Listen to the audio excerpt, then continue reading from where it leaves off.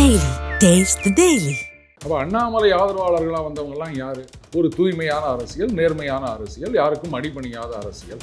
இதுக்காக யாராவது வரமாட்டாங்களா அப்படின்னு காத்திருந்தவர்கள். இதில் இளைஞர்கள் மட்டும் இல்லை, வயசானவங்கள் கூட இருக்காங்க. இதுதான் ஆச்சரியமான விஷயம். அப்படி இருக்கச்ச இன்னைக்கு அவருக்கு சீட்டு கொடுக்கலன்றதுக்காக நான் ஓட்டு போட மாட்டேன் அப்படின்றத எந்த விதத்தில் நீங்கள் நியாயப்படுத்த முடியும்? பியூஷ் கோயல் அவர்கள் என்ன சொன்னார்? Is an asset to the party. அதனால தான் ஒரு தொகுதியில் அவரை சுருக்காம தமிழகம் முழுக்க பிரச்சாரத்தை எடுத்து விட்டுருக்கோம்.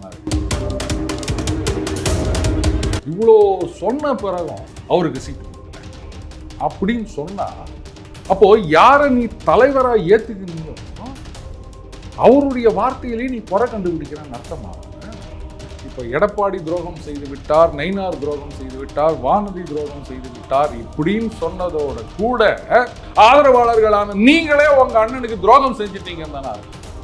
இதை அவங்க புரிஞ்சுட்டு கரெக்ட், என்ன பிரச்சனை இருந்தாலும் இந்த நேரத்தில் என் தலைவனை விட்டு கொடுத்துடக்கூடாது அப்படின்னு அப்படியே பெருவாரியாக அவங்க ரெக்கன்சல் ஆகிட்டு அவர் பின்னாடி வந்துட்டு இருக்காங்க.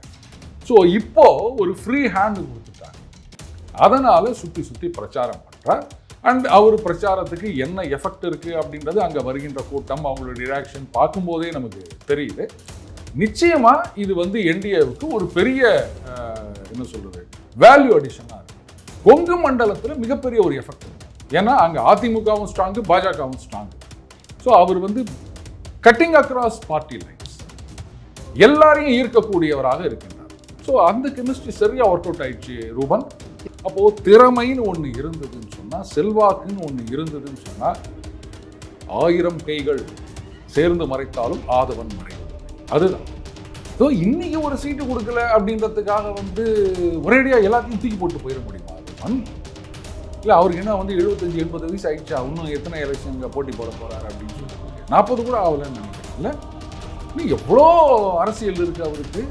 மே 4ஆம் தேதிக்கு அப்புறம் எந்த ஆட்சி அமைந்தாலும் அது அதிமுக, நீங்கள் என்டிஏ ஆட்சின்னு கூட சொல்லுங்க, ஒரு மிகப்பெரிய எதிர்க்கட்சி அப்படின்ற ஒரு சக்தியாக செயல்பட போவது அண்ணாமலை அவர்கள். அடுத்த கட்டத்துக்கு பாஜகவை எடுத்து செல்ல போவது அண்ணாமலை அவர்கள் தான்.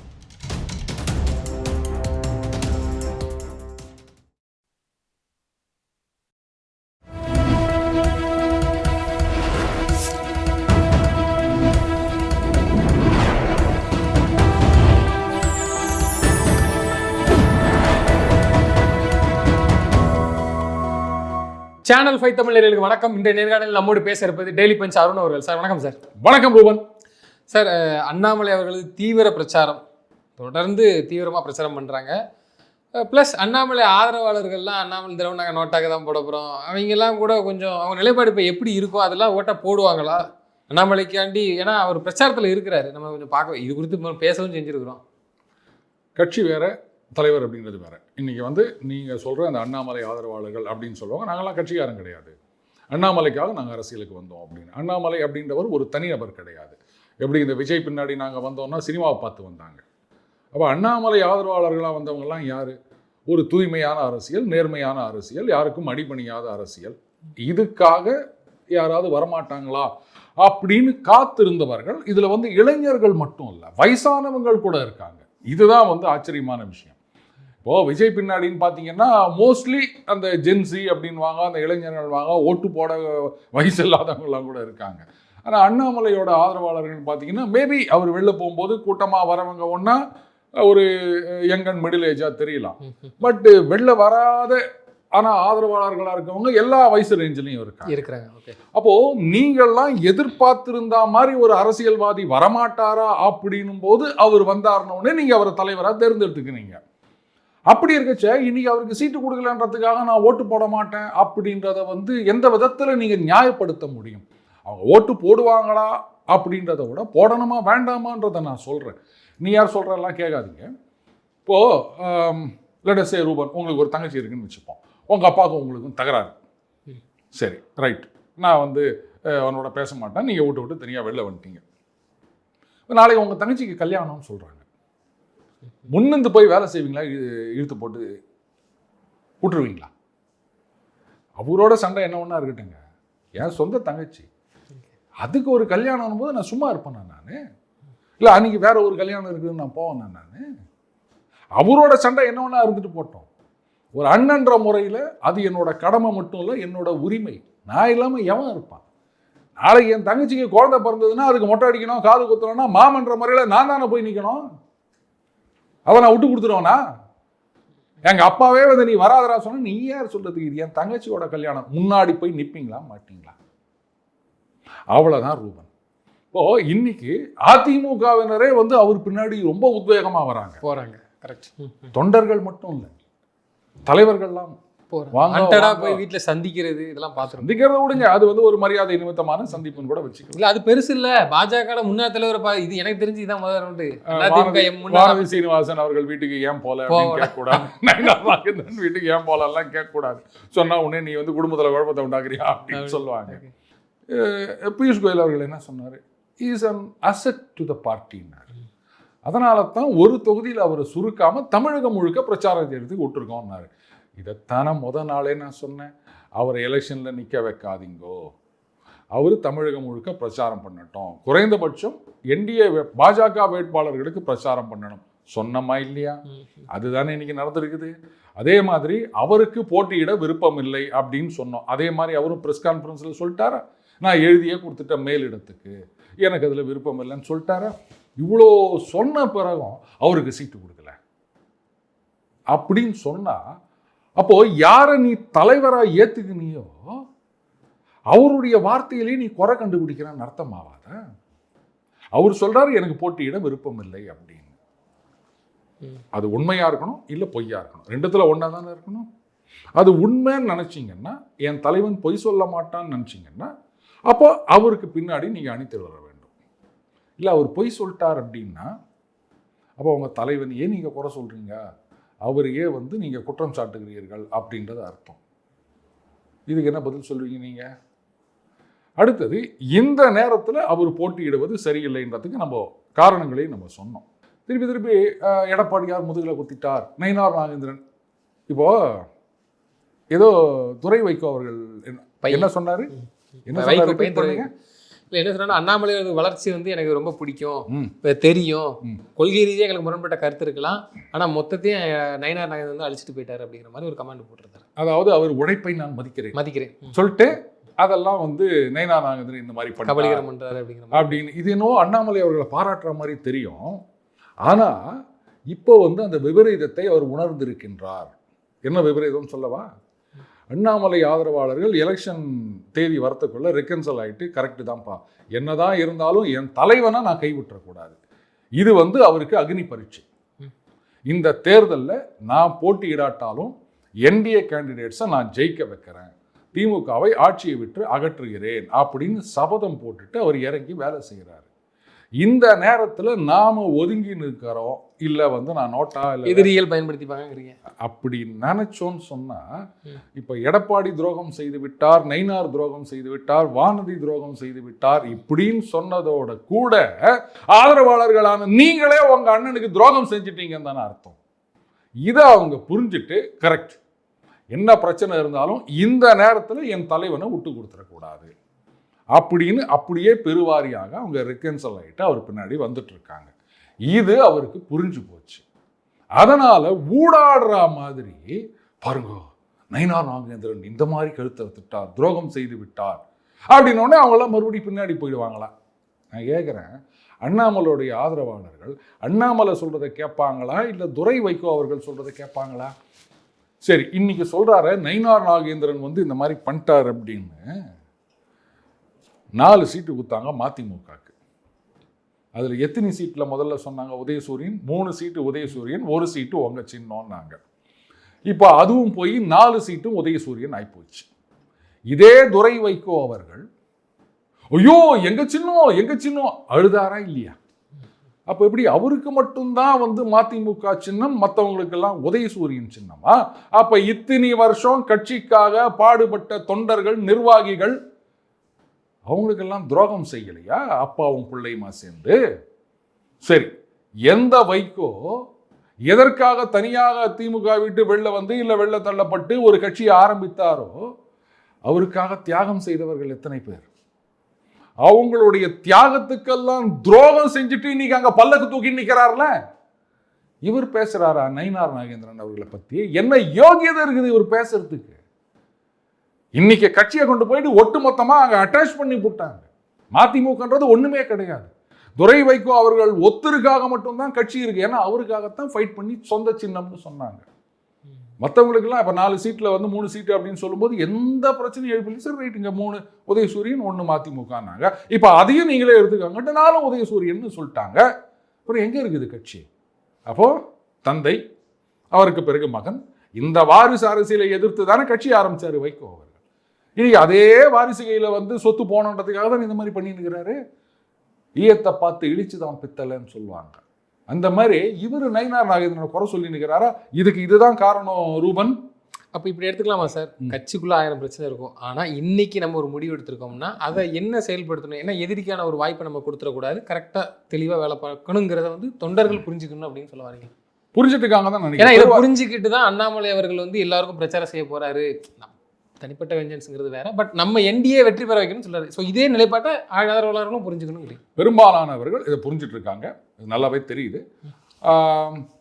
இப்படி எடுத்துக்கலாமா?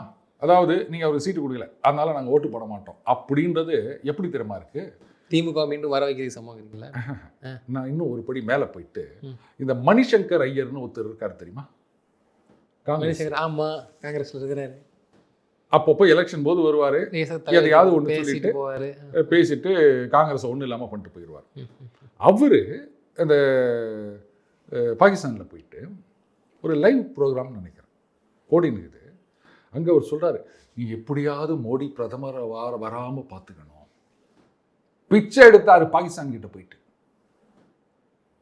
இந்த நாட்டு மக்கள் கிட்ட கேட்கணுமா எங்களுக்கு ஓட்டு போடுங்க மோடி பிரதமர் ஆகக்கூடாது அப்படின்னு, இல்லை பாகிஸ்தான் கிட்ட போய் பிச்சை எடுக்கணுமா?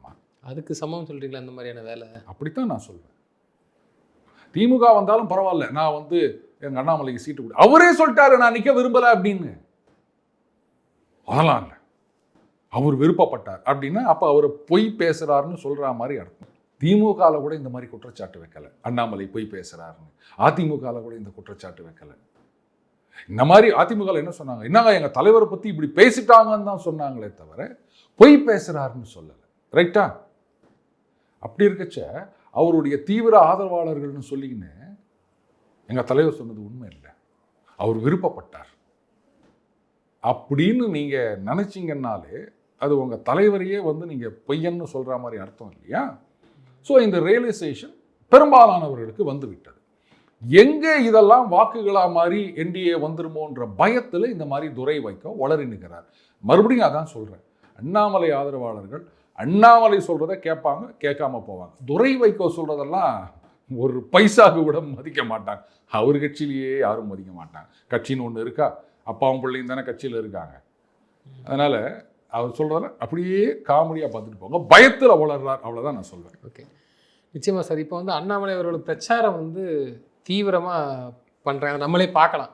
ஏதோ கடமைக்கு பண்ணால் அது மூமெண்ட்டை வச்சே தெரியுது. இல்லைப்பா பழைய இதெல்லாம் இருக்கிற ஒருத்தர் பேசிக்கிட மாட்டாங்க அப்படின்னு இருந்தாலுமே, பட் அதை எங்கேயுமே காமிக்காமல் தீவிரமாக பேசுகிறார். ப்ரெஸ் மீட்டு சந்திப்புலேயே செந்தில் பாலாஜி கொடுத்து அடிக்கிற அடியும் வலுவாக வந்து என்டிஏக்கு உறுதுணையாக நிற்கிறாங்க.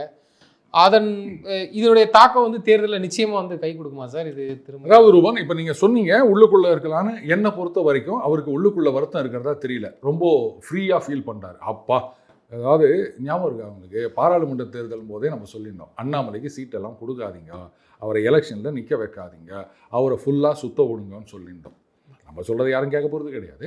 அதே மாதிரி தான் இப்பவும் சொல்லியிருந்தோம். அன்ஃபார்ச்சுனேட்லி இந்த தடவை மேலிடம் வந்து அவரை கம்பல் பண்ணலை.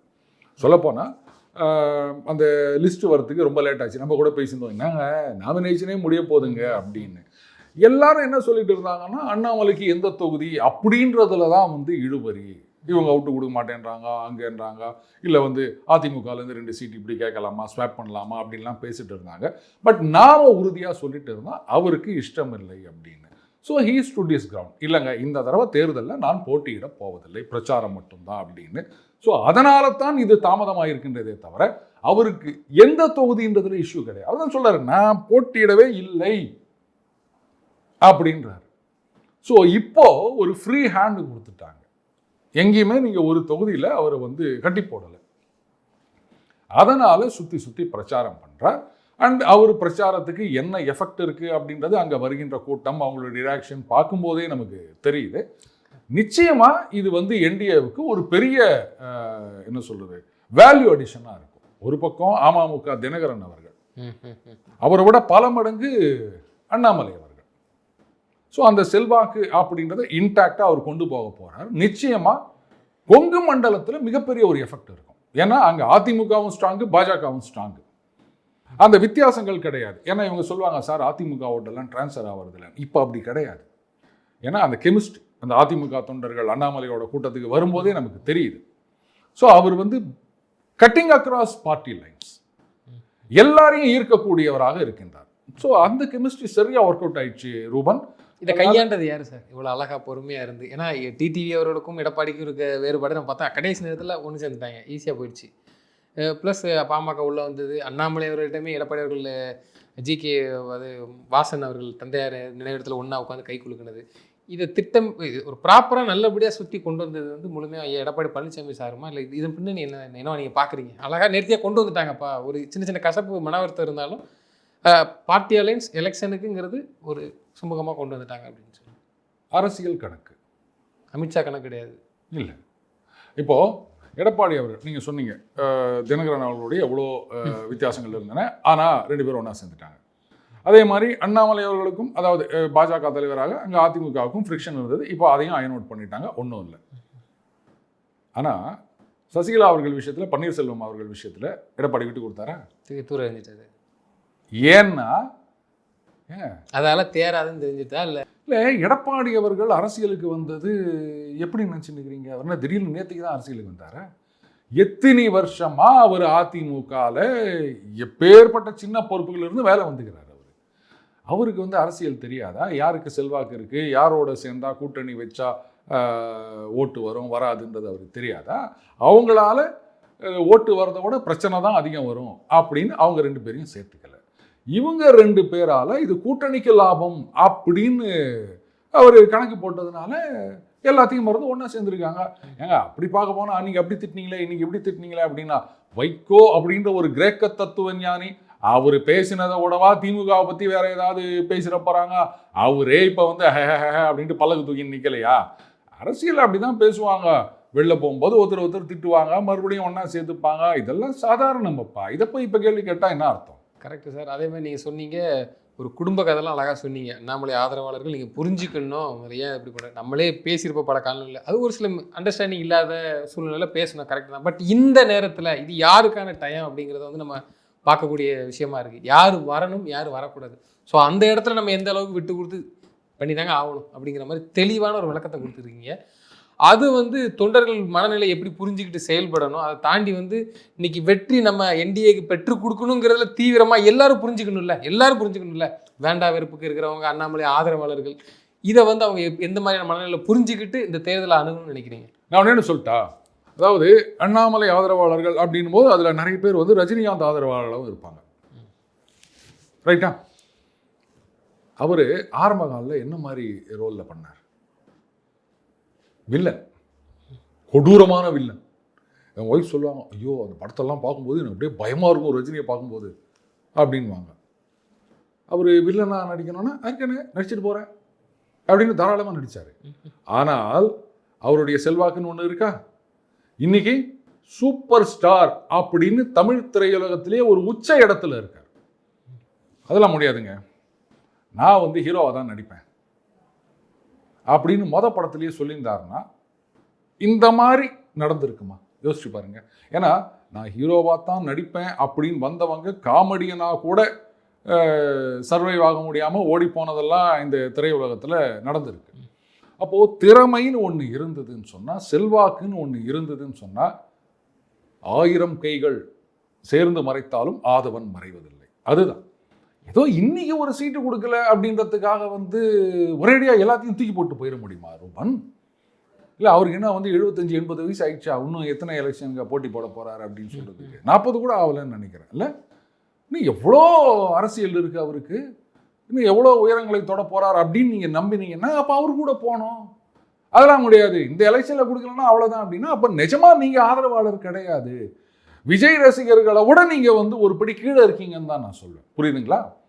விஜய் ரசிகர்கள் கிட்ட போயிட்டு புலி படம் எப்படிப்பான்னு கேட்டு பாருங்க. சிரிக்காதீங்க. கேட்டா என்ன சொல்லுவாங்க? ஆசம்னு சொல்லுவாங்க. நமக்கு தெரியும் அது எவ்வளோ நாசம் அப்படின்னு. ஒரு சினிமா ரசிகனே வந்து தன்னுடைய ஹீரோவை விட்டு கொடுக்க மாட்டோம் அப்படின்னு சொல்லும்போது, நேர்மையான அரசியல், தூய்மையான அரசியல் அப்படின்னு அண்ணாமலை பின்னாடி வந்தவங்க அவரை இன்னைக்கு தூக்கி போட்டு போயிட்டாங்கன்னா, அதுதான் நான் சொன்னேன், விஜய் ரசிகர்களோட ஒரு படி கீழே போயிட்டாங்கன்னு அர்த்தம். போதுமா? இதுக்கு மேலே நான் ஏதாவது சொல்லணுமா? சார், இப்போ வந்து இந்த தேர்தலுக்கு வந்து அண்ணாமலை முழு வேலையை வந்து இறங்கி பண்ணுறாங்க. மொத்தத்தில் என்டிஏ ஜெயிக்கணும். இப்போ தேர்தல் அவருக்கு ஒரு பொறுப்பு வந்து, ஏன்னா பியூஷ் கோயல் சொன்ன மாதிரி நாங்கள் இப்போ நேஷனல் லெவலில் அவரை பயன்படுத்துவோம், இதுக்கெலாம் ஒரு சின்ன இதுக்கெலாம் நாங்கள் அவரை அண்ணாமலை யூஸ் பண்ணுவோம். அப்போ முக்கியமான பொறுப்புங்கிறது தேர்தல் முடிவுக்கு அப்புறம் திரு அண்ணாமலை அவர்களுக்கு வழங்கப்படுமா சார்? என்ன பொறுப்பு கிடைக்கணும்னு நினைக்கிறீங்க நீங்கள்? மறுபடியும் தலைவர் ஆக்கணும்னா அப்போது இன்னைக்கு பாஜக தலைவர் யார்? நயினா நாகேந்திரன் அவர்கள்.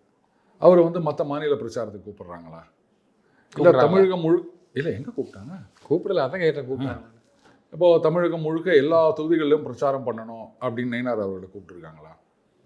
அப்போ அதுலேருந்தே மிகப்பெரிய பொறுப்பு அண்ணாமலை அவர்களுக்கு கொடுக்கப்பட்டிருக்கின்றது. அதாவது என்டிஏவை ஜெயிக்க வைக்கும் பொறுப்பு.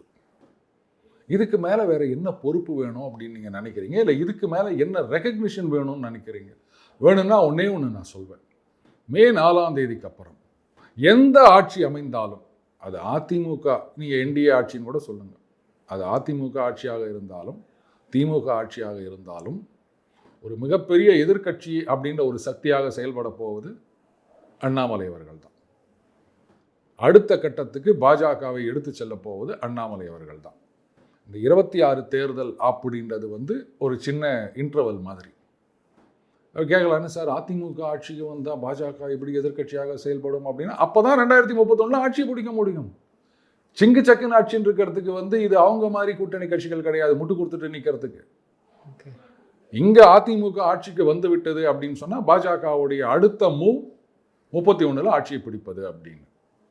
அதற்கான வேலையை தெளிவாக செய்கிறாங்க. தேமுதிகவே என்ன பிளான் பண்ணாங்க? அதில் எதிர்கட்சியாக வந்து உட்காந்தாங்க. கூட்டணி வச்சாங்களா அதிமுகவோட?